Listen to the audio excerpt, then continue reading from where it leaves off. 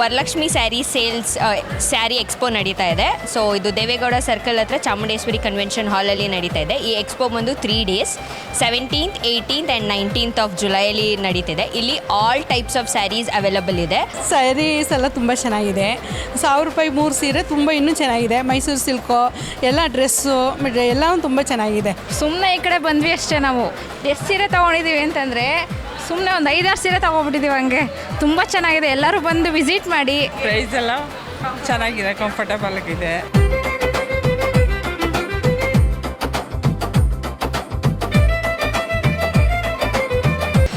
Sale ಬಂದು 3 ದಿನ ನಡೀತಾ ಇದೆ, 17th, 18th and 19th of July.